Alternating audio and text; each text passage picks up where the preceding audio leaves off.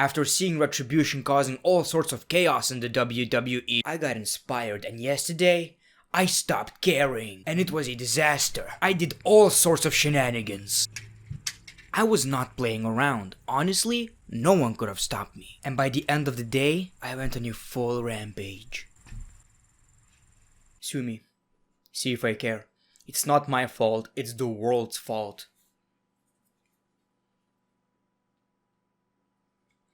Yes, a blue light during a Monday Night Raw review. There's no stopping me right now. Welcome everybody to a brand new episode of Greatness of Raw. It's gonna be a very different episode because I gotta be honest people, I thought it was a pretty lame show. I've seen many people saying in the comments below during my latest video, you gotta review Monday Night Raw. Trust me, the Great One will not review this Monday Night Raw because he always misses the best shows. Yes, Randy Orton attacking Shawn Michaels was awesome. And that was basically it in my opinion. So it's gonna be a very different review because it was hard for me to pay attention. I didn't miss anything, but it's such a blur right now. You know, 3 hours of Raw is pretty painful, trust me. So I'm just gonna talk about the highlights, but I believe the video is gonna be just as entertaining, a little bit different, so let's talk about it. First of all, I wanna talk about the WWE Intro because Retribution glitched it, but it felt too perfect, you know, it was so obviously edited. I wish they just, you know, did no signal or whatever. I told you people, Retribution are on fire. They actually, dude, they got into the WWE production truck and they, oh man, they pressed a lot of buttons. Dude, that's such savages, man, dude.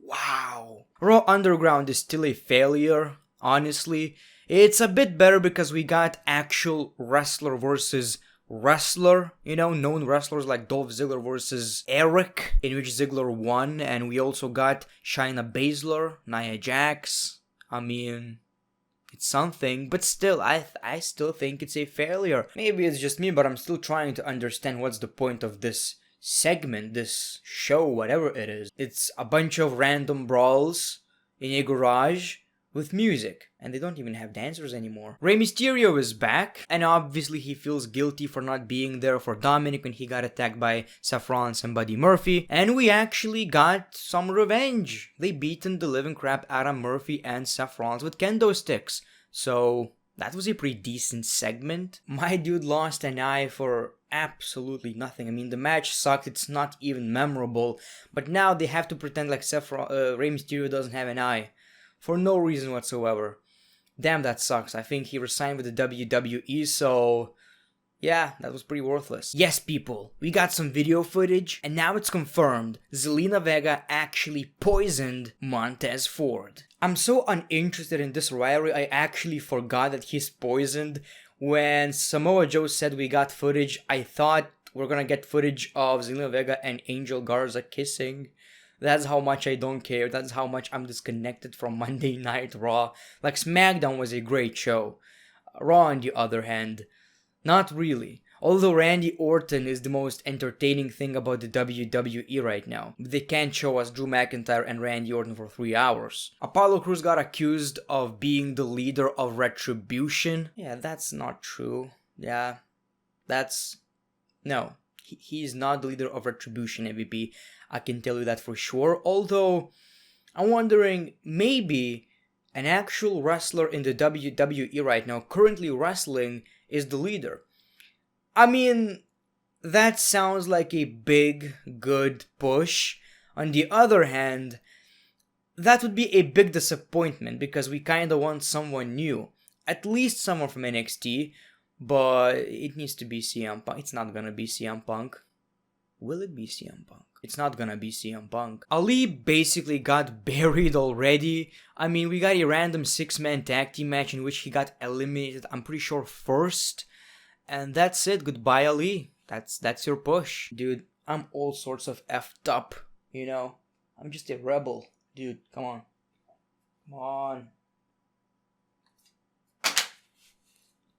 And it's not even NXT. I'm crazy. And obviously the highlight of the show was Randy Orton and Shawn Michaels. Shawn Michaels, with a tear in his eye, talked about Ric Flair, how important Ric Flair is to the business and how sick Randy Orton is. Out of nowhere, Randy Orton hits Shawn Michaels with an RKO and punt kicks him. Then we got Drew McIntyre, we got a brawl, then Drew McIntyre checked on Shawn Michaels, and we got an RKO to Drew McIntyre, so Randy Orton stands tall. It was a very good segment, although I have a problem. The whole point of this is that Randy Orton is a legend killer, right? And he punt kicked Shawn Michaels. Shawn Michaels no-sold it. At all. Like, 5 seconds after he got kicked, he was crawling to the corner. He was all seeing things like this a little, but he was still seeing things. He didn't care at all. It felt like he got hit by not even a finisher, a signature. You know? Wow. Like, Shawn Michaels is a smart dude. He's one of the best, if not the best wrestler of all time. I'm wondering who made that decision?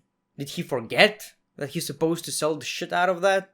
Come on. And again, people, Randy Orton is the highlight of Monday Night Raw. Drew McIntyre is also the highlight of Monday Night Raw. They're both in the same rivalry. So the rest of the show is kinda just there. You know, it feels weird. It feels like I've already seen that show many times.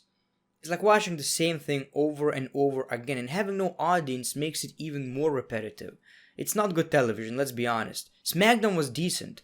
So after a good show, this was hard to watch, honestly. It felt like watching a 7-hour show, if I'm being honest. SummerSlam is looking good though. Look, dude, I'm the biggest fan of Randy Orton ever, but I don't really want Randy Orton to win because I like Drew McIntyre that much.